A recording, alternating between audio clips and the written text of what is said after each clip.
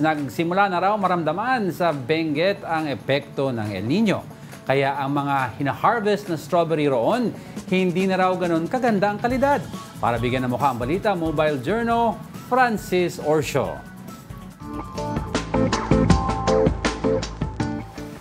Kapag sinabing probinsya ng Benguet, isa agad sa unang naiisip ang mga mapupula at naglalakihang strawberries. Pero ngayon, hindi na raw yan ganyan, sabi ng mga strawberry farmers dito sa La Trinidad, Benguet.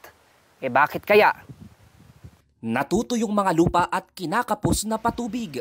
Yan ang pinapasan ngayon ng mga strawberry farmers sa La Trinidad, Benguet. Una nang sinabi ng Pag-asa na nasa drought spell na ang probinsya. Ibig sabihin, 5 buwan na silang kinakapos sa buhos ng ulan. Kaya ang strawberry farmer na si Tatay Rodi, problemado sa kalidad ng mga tanim na strawberries. Lumiliit na yung bunga ng strawberry. Tapos yung bunga pa, parang yung nasusunog na. Yun ang epekto ng mga pagtuyot.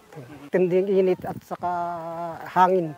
Pangamba tuloy ni Tatay Rodi, baka maapektuhan ang kanilang kita, lalo't dinarayo ng mga turista ang kanilang mga tanim para sa strawberry picking. Sinabi naman ng Department of Agriculture Cordillera Administrative Region na kabilang ang strawberry farm sa La Trinidad sa hindi napapatubigan ng National Irrigation Administration. Tanging sa deep well, water pumping mula sa mga malapit na bodies of water at sa tubig ulan lang dumidepende ang mga strawberry farmers para sa patubig. At dahil may El Nino, panibagong problema kung saan kukuha ng iba pang patubig para suplayan ang nasa 40 hektaryang strawberry farm.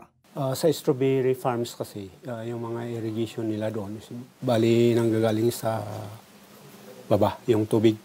At saka isa pa, itong diretsyo na walang ulan, may possible na infestation ng mga piste, kagaya ng strawberry mites.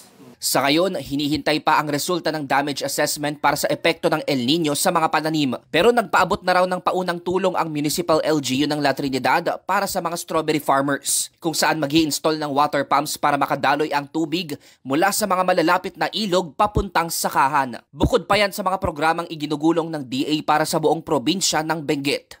Yung mga regular programs namin i-distribute na namin para ma-address itong El Nino.